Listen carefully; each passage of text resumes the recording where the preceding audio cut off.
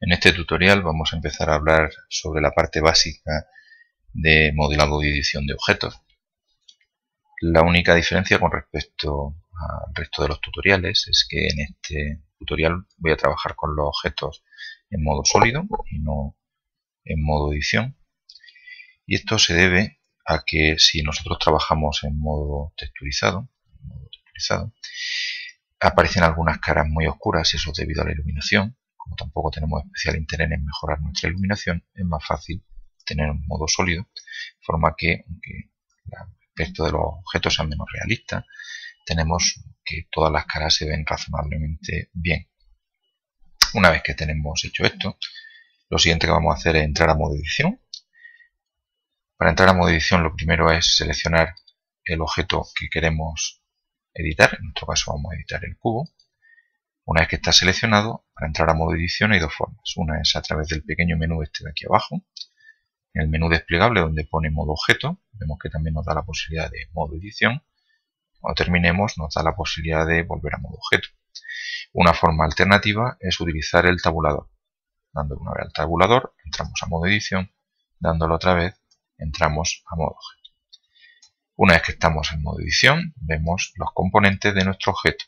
Es decir, nos aparecen los vértices como puntitos naranjas pequeños, las aristas y las caras.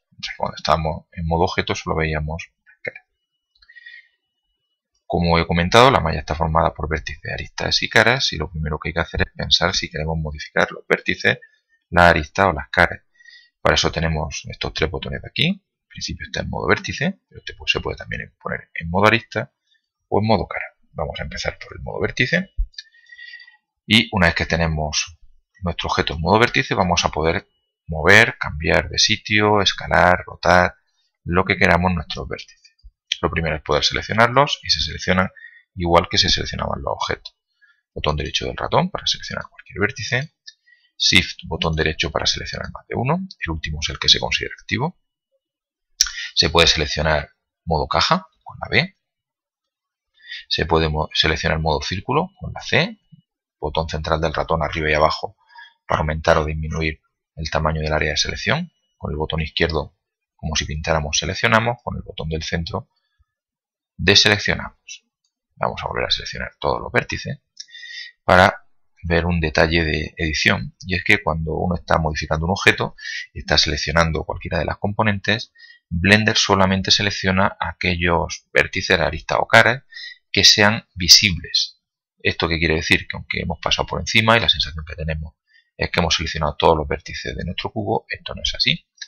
Si giramos vemos que el vértice de atrás no se ha seleccionado y eso es porque cuando he estado seleccionando vértices no era visible y por tanto era no seleccionado. Para solucionar esto, lo que se puede hacer es pasar a un modo en el cual todos los vértices sean visibles, es decir, a modo wireframe. Esto lo podemos hacer aquí, en este menú desplegable, en vez de en sólido, en modo wireframe. Ahora ya nuestro vértice sí es seleccionable y por tanto con el botón derecho pues lo puedo seleccionar o con el C pues puedo seleccionar todos los vértices del cubo. A veces interesa seleccionar todos los vértices de un objeto, en ese caso es mejor trabajar en modo wireframe, a veces es mejor seleccionar solo los visibles y es mejor trabajar en modo sólido. Como ya hemos visto, el paso de wireframe a sólido se puede hacer a través de este menú desplegable, pero hay una forma de hacerlo más rápida con el botón Z. Z pasa entre modo sólido y modo wireframe. Lo mismo que hemos dicho para vértices, vale para aristas. Podemos seleccionar aristas con el botón derecho, con el Shift seleccionamos varias, podemos utilizar selección en caja, podemos seleccionar selección círculo.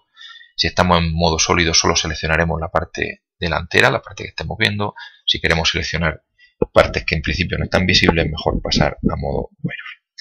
Un detalle a tener en cuenta es que cuando nosotros seleccionamos todas las aristas de una cara, la cara aparece seleccionada. Cuando seleccionamos, por ejemplo, en modo vértice, aunque no lo hayamos comentado antes, si seleccionamos dos vértices, también aparece como seleccionada la arista. Si seleccionamos todos los vértices de una cara, aparece seleccionadas las aristas y la cara. Y exactamente igual pasa con modo cara, en el que aparecen unos puntitos en el centro de la cara, que son los que hay que pulsar para seleccionar las caras. Bueno, una vez que sabemos seleccionar partes de nuestro objeto, lo siguiente que podemos hacer es empezar a modificarlo. Y lo que se puede hacer, tanto tanto con vértices como con aristas o con caras, en primer lugar, es lo mismo que con objetos. Se pueden mover, se pueden escalar, se pueden girar. Vamos a empezar por mover. Si hemos seleccionado un solo vértice, podemos moverlo utilizando las flechas. Exactamente igual, si seleccionamos más de un vértice, podemos mover los vértices y, por supuesto, a la misma vez que movemos los vértices, moveremos la arista que los une. Si seleccionamos todos los vértices de una cara, a la misma vez que movamos los vértices, moveremos la arista y moveremos también la cara. Aparte de mover con las flechas, igual que en objetos, con la tecla G, tenemos movimiento libre, con la G y nombre de un eje, en mi caso eje X, movemos solo en ese eje, con G, Shift, el nombre de un eje, en mi caso el Z, movimiento libre, pero sin movernos en el eje Z. El caso del escalado es un poco más complejo, porque cuando escalamos los objetos hay que pensar también desde cuál es el centro a partir del cual se escalan. Por defecto, si tenemos un solo vértice, Blender nos va a escalar alrededor de ese mismo punto, con cuyo motivo, al escalar un punto alrededor del mismo, pues no pasa absolutamente nada. Sin embargo, si seleccionamos dos vértices, ya vemos que sí que podemos escalar en cualquier dirección. Si escalamos en la dirección del eje Y, hace algo, porque las coordenadas sí eran diferentes, y como en este caso los dos tienen la misma coordenada X, si escalo en el eje X no hace absolutamente nada, como tiene distintas alturas, si escalo en el Z, pues ya vemos que sí que escala. A la hora de escalar y después a la hora de girar también, por tanto es muy importante alrededor del punto del que estamos escalando, y Blender tiene las siguientes opciones para elegir alrededor de qué punto escalamos. Aparecen aquí en este menú desplegable, podemos escalar, después girar alrededor del elemento activo, que es el último que hayamos elegido.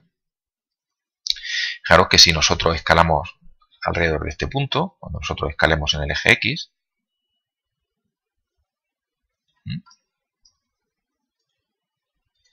a ver, este y este, escalemos en el eje X nada porque no tiene la misma coordenada X. Cuando escalemos en el eje Y, lo que vamos a hacer es que este punto se escala desde este y este también, con cuyo motivo uno se mueve y el otro no. Si lo que hacemos es escalar alrededor del punto medio, dos escalan. Tenemos la posibilidad también de orígenes individuales, pero eso es para cuando se tienen seleccionados componentes que no están conectadas y tal, ahora mismo no lo vamos a ver. O alrededor del cursor 3D, vamos a escalar desde aquí y por lo tanto las dos, la sensación que dan es que se alejan o se acercan, dependiendo de la razón de escalado, del punto desde el que estamos escalando, o sea, del cursor 3D en nuestro caso. Con respecto al giro es exactamente lo mismo. Bueno, se me olvidaba, por supuesto también funciona la tecla S. Vamos a dejar que haga el escalado alrededor del punto medio, que es el que lleva por defecto. Permite escalar en un eje, escalar restringiendo ejes, etc. Con respecto a giro, las mismas ideas. Se puede girar alrededor del punto que queramos, puede ser el punto medio, el punto activo, el cursor 3D.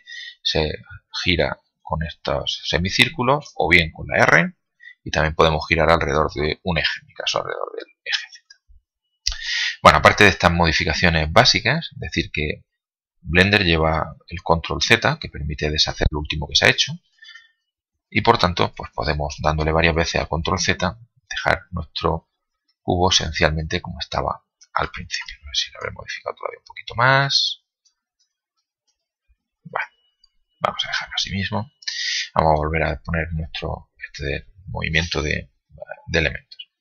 Lo siguiente que vamos a aprender es cómo borrar elementos de nuestro objeto. En cuanto a cómo borrarlos, lo mismo, se seleccionan los elementos a borrar y se le da o bien a la tecla suprimir o bien a la X. Lo que pasa es que nos va a salir un menú.